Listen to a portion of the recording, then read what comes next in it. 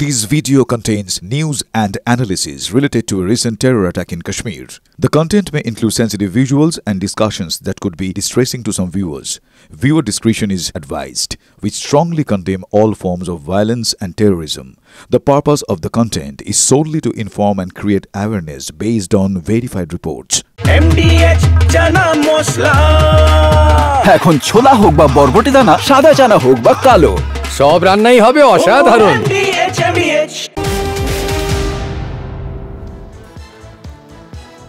TV 9 বাংলায় স্বাগত। দুপুর 2টায় ফুল এন্ড ফাইনালি আপনাদের সঙ্গে রয়েছি আমি শর্মিষ্ঠা, আর আমার সঙ্গে রয়েছে শুভজিৎ। প্রত্যেকটা মুহূর্তের আপডেট খবরটা আমরা দিচ্ছি।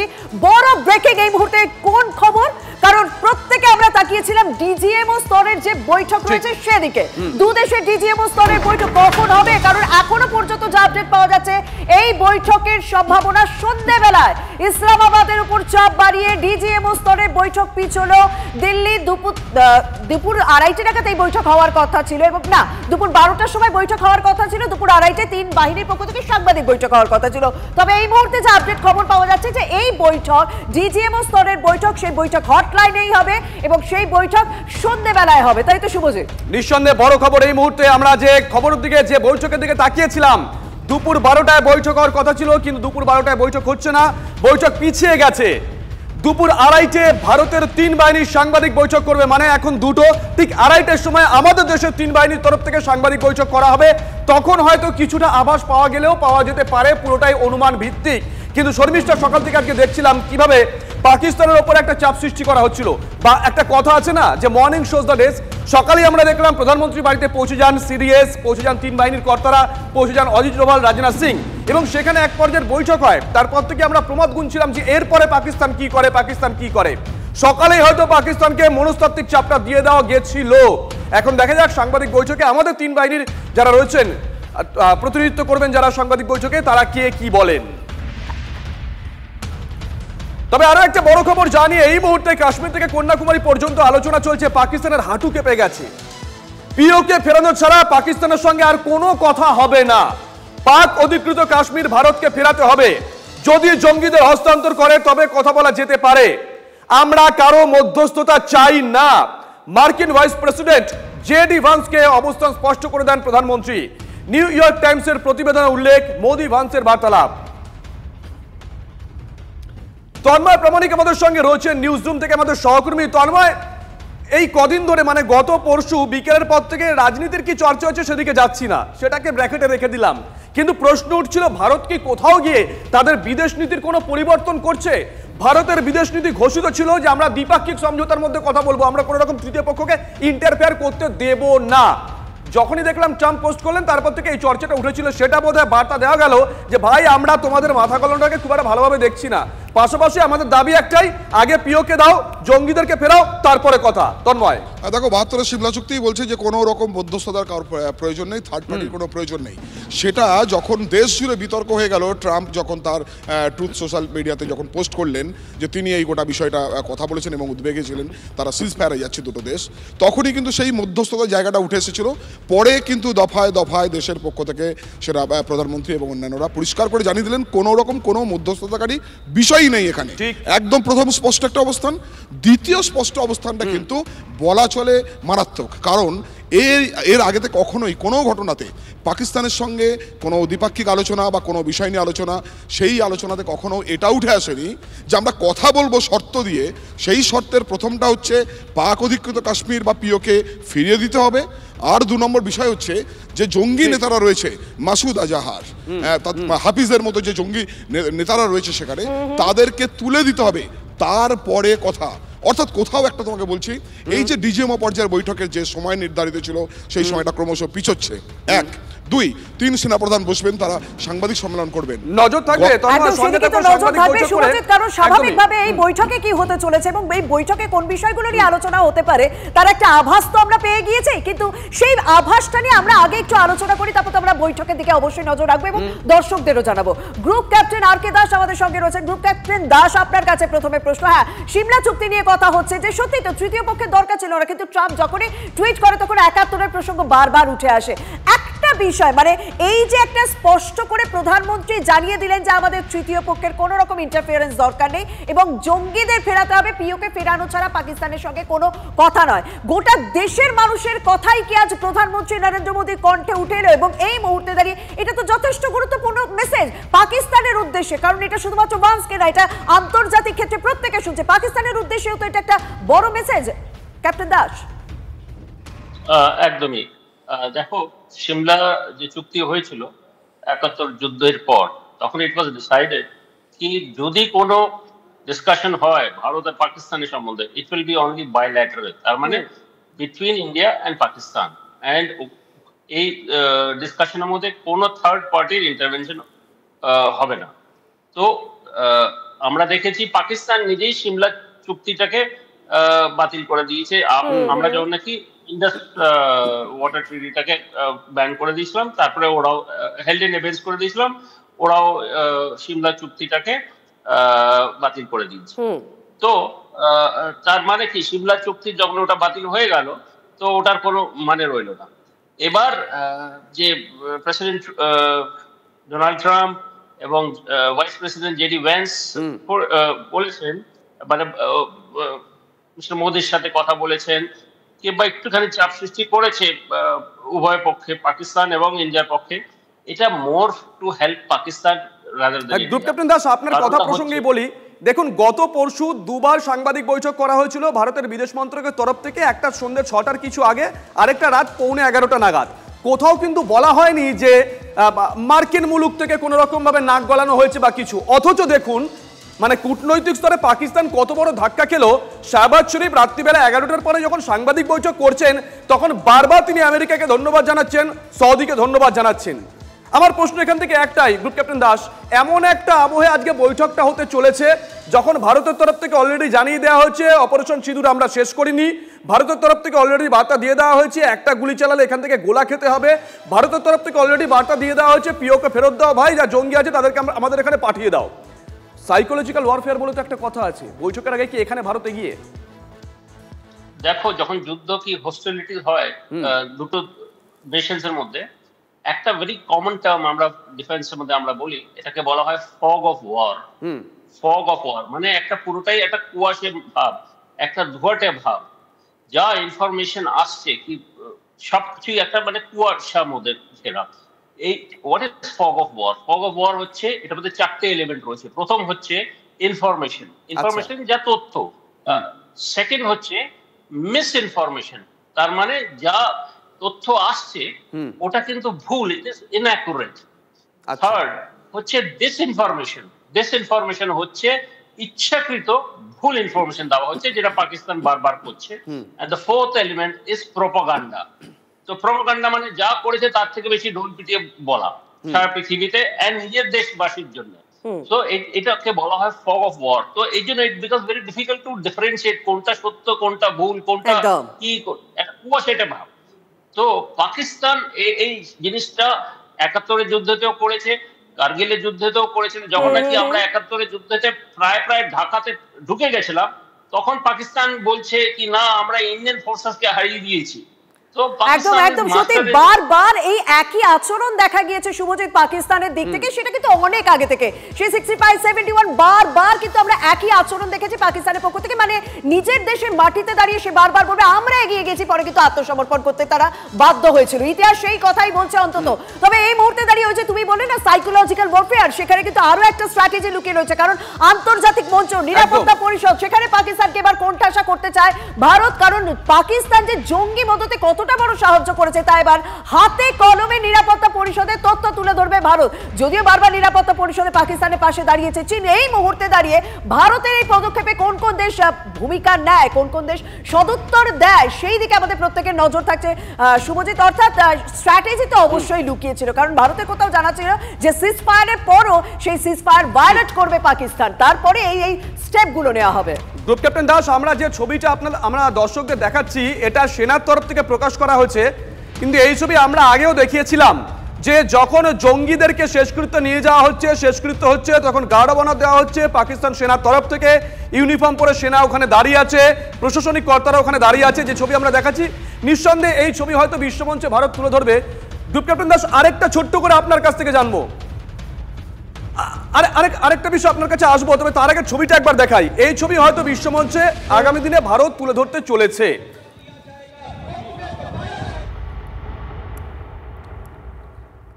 এ তো বিশ্বমঞ্চে ভারত কি তুলে ধরবে শর্মিষ্ঠা, মোটামুটি ভাবে আমরা যেটা অনুমান করতে পারি বা বিশেষজ্ঞরা বলছেন, কিন্তু ঘরের মধ্যে পাকিস্তানের কি অবস্থা? বালোচ এবং পাক তালিবানের বিদ্রোহের আগুনে জর্জরিত পাকিস্তান।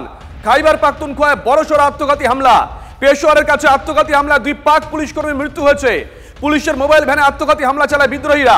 একের পর এক পাকিস্তানের এলাকা দখল বালোচ লিবারেশন আর্মির তরফ থেকে। সুমন মহাপাত্র আমাদের সঙ্গে রয়েছেন, আমাদের সহকর্মী। সুমন, এর আগে আমরা দেখেছিলাম বালুচের তরফ থেকে দাবি করা হয়েছিল কালাপচর তারা দখল করে নিয়েছিল। 3-4 দিন আগে আমরা দেখেছিলাম পাক সেনার একটি কনভয় যাচ্ছে, তখন সেই কনভয় বোম বিস্ফোরণ ঘটাচ্ছে বালুচ লিবারেশন আর্মি। আর এবার যে খবর পাচ্ছি তাতে তো দেখো, বাইরের কোনো দেশকে কোনো কিছু করতে হবে না, কোনো কূটনৈতিক স্তরেও যুদ্ধ করতে হবে না, পাকিস্তানের যে অবস্থা এখন রয়েছে গৃহদাহ হয়ে। সুমন,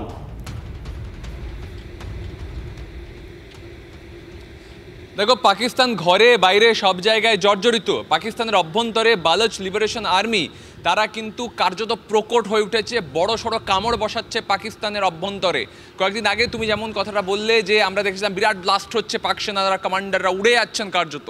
তারপর দেখা গিয়েছে বালুচ লিবারেশন আর্মি তারা দাবি করছে তারা 39টা জায়গা দখল করে ফেলেছে তাদের ফাতেহ স্কোয়াড। পাশাপাশি আজকে পেশোয়ারের রিং রোডে সেখানে সুইসাইড ব্লাস্ট হয়েছে, সুইসাইড বম ব্লাস্ট।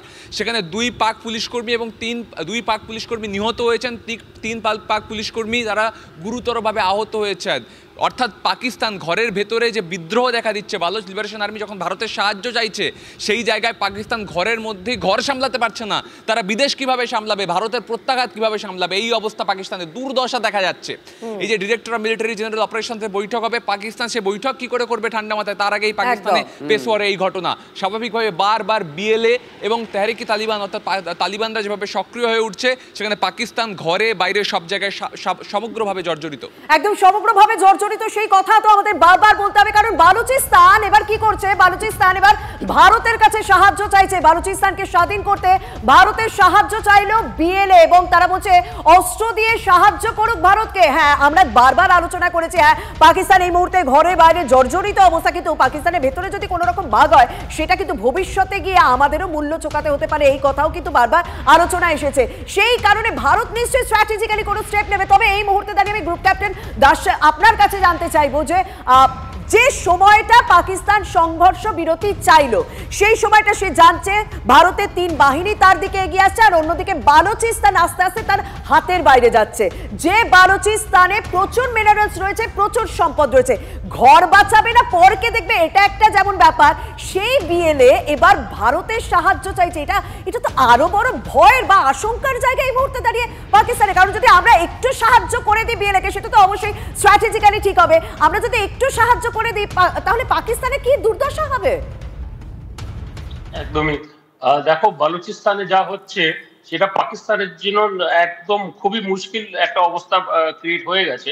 কেন কি ওরা বুঝতে পারছে না ওরা বালুচিস্তানকে বাঁচাবে কি ভারতের প্রত্যাঘাত থেকে বাঁচবে।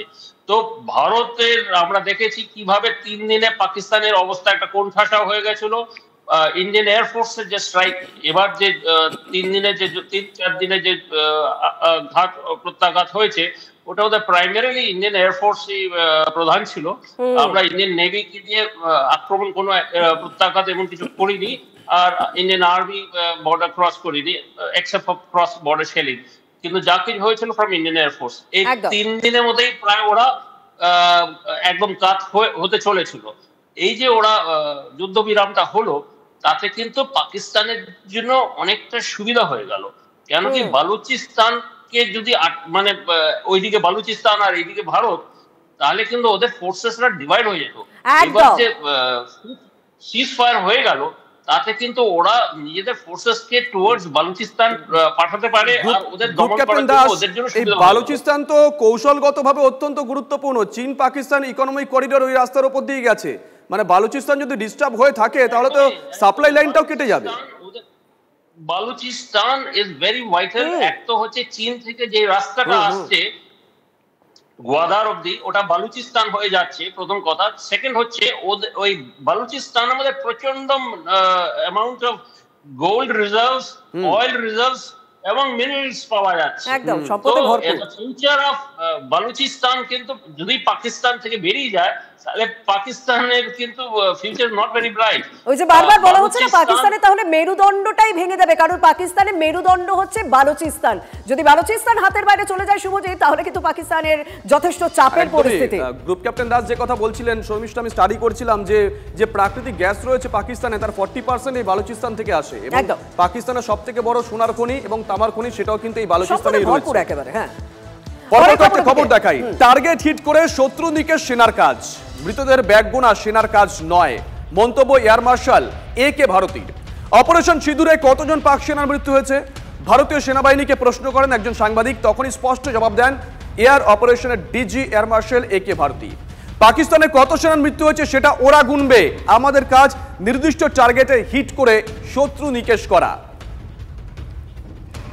How many casualties? How many injuries? Well, to start with, our aim was not to inflict casualties, but in case there have been, it is for them to count. Our job is to hit the target, not to count the body bags.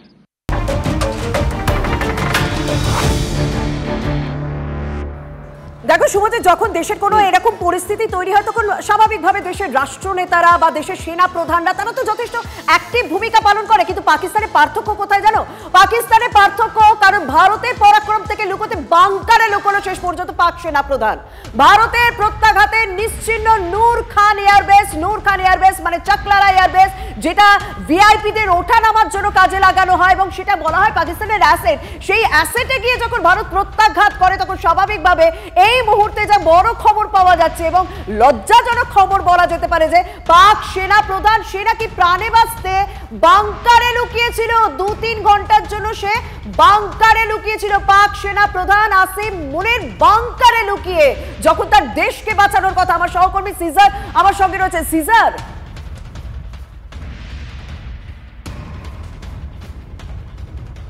প্রমাণ পেয়েছেন সেখান থেকে এটা স্পষ্ট যে সময় ব্রাহ্মসের পরপর attack চলছে, ব্রাহ্মস মিসাইলের পাক সেনা ঘাঁটি এবং পাক বায়ুসেনা ঘাঁটিকে লক্ষ্য করে, সেটা নূরখান হোক, সেটা ভোলারি হোক, সেটা কার্গোদা হোক, সেই সময় সেরকম একটা গুরুত্বপূর্ণ সময় সেখানে পাক সেনাবাহিনীর পাশে দাঁড়ানোর বদলে পাক সেনা প্রধান নিজের প্রাণ বাঁচাতে 3 ঘন্টারও বেশি সময় তিনি বাংকারে আশ্রয় নিয়েছিলেন। এবং গোটা বিষয়টা নিয়ে কিন্তু কোথাও একটা পাক সেনার মধ্যেও কিন্তু যথেষ্ট একটা উষ্মা রয়েছে, একটা ক্ষোভ রয়েছে, কারণ বেশ কিছু এরকম তথ্য সামনে আসছে যেখান থেকে দেখা যাচ্ছে যে ভোলারি বেসে যে ভারতীয় মিসাইলের যে অ্যাটাক হয়েছে সেখানে ব্যাপক ক্ষয়ক্ষতি হয়েছে, সেখানেই তাদের একজন উইং কমান্ডার পদমর্যাদার আধিকারিকের মৃত্যু হয়েছে। এবং তার পরবর্তীতে পাক সেনাবাহিনী, পাক বায়ুসেনা বাহিনীর মনোবলের যে মারাত্মকভাবে তলানিতে ঠেকেছে এবং সার্বিকভাবে শীর্ষ কর্তাদের আচরণে তাদের যে যথেষ্ট ক্ষোভ তৈরি হয়েছে, সেরকমও বিভিন্ন তথ্য কিন্তু সামনে আসছে। একদম, অনেক ধন্যবাদ সিজার। গ্রুপ ক্যাপ্টেন দাস, আপনার কাছে আমার প্রশ্ন, মানে একজন সেনা হিসেবে আপনি এই কথাটা শুনছেন, মানে একজন সেনা প্রধান যদি বাংকারে গিয়ে লুকোয় তাহলে দেশটাকে বাঁচাবে কে? কতটা লজ্জার এটা। একদমই। দেখো, আসিফ মুনির যে আছেন পাকিস্তান আর্মির সেনা প্রধান, উনি কিন্তু he is an version of Osama bin Laden in uniform. উনি অনেকটাই কিন্তু কট্টরপন্থী মানুষ, কিন্তু উনি এত সব বলার পরে যখন নাকি একটা ভারত আর পাকিস্তানের মধ্যে ঘাত প্রত্যাঘাত হচ্ছিল, তখন উনি যে বাংকারে instead of leading the nation from the front, উনি বাংকারে গিয়ে লুকানো, এটা অ্যাক্ট অফ কভারডাইস। মানে একদম, মানে কি এতটাই ভীতু উনি, ওনাকে তো সামনে হওয়া উচিত ছিল।